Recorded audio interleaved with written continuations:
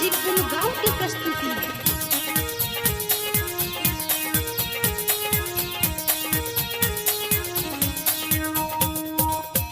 मरुआ के अहाँ करू ओरियान, जितिया में होइ छै ओहो विधि के समान। माछ मरुआ के अहाँ करू ओरियान, जितिया में होइ छै ओहो विधि के समान। छोरू छोरू छोरू धनी माछ के पलान, नोनी साग कंदा सकलिय विधान। जितिया में होइ छै ओहो विधि के समान।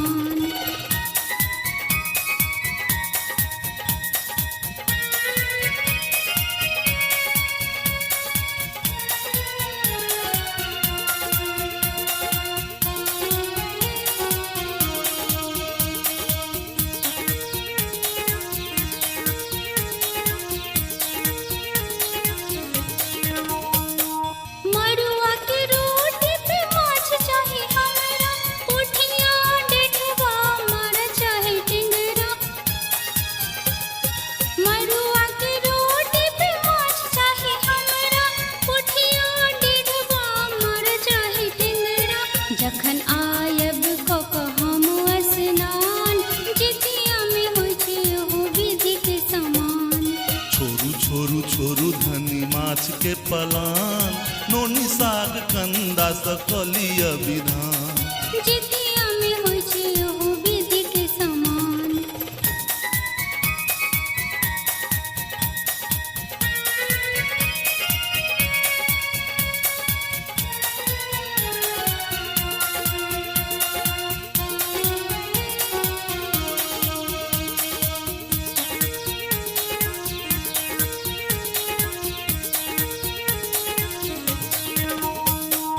अवन ढकार धनी करू एहन भोजन, तखन सफल होयत ओठगन अपारण। अवन ढकार धनी करू एहन भोजन, तखन सफल होयत ओठगन अपारण। अहू बात के अहाँ राखब कने ध्यान, छोरू छोरू छोरू धनी माछ के पलान। माछ मरुआ के अहाँ करू ओरियान, जितिया में होइ छै ओहो विधि के समान। नोनी साग कंदा सकलिय विधान।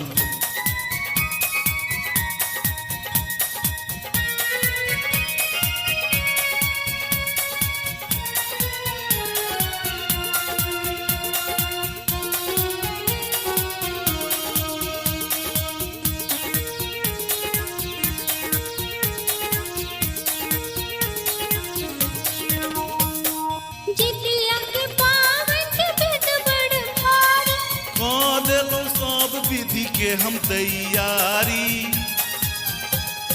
जितिया के पावन के विध बड़ भारी। कऽ देलहुँ सब विधि के हम तैयारी। बाबा जितवाहन समंग वरदान, विपद मुक्त रहे हमर संतान। बाबा जितवाहन समांग वरदान, विपद से मुक्त रहे हमर संतान। विपद से मुक्त रहे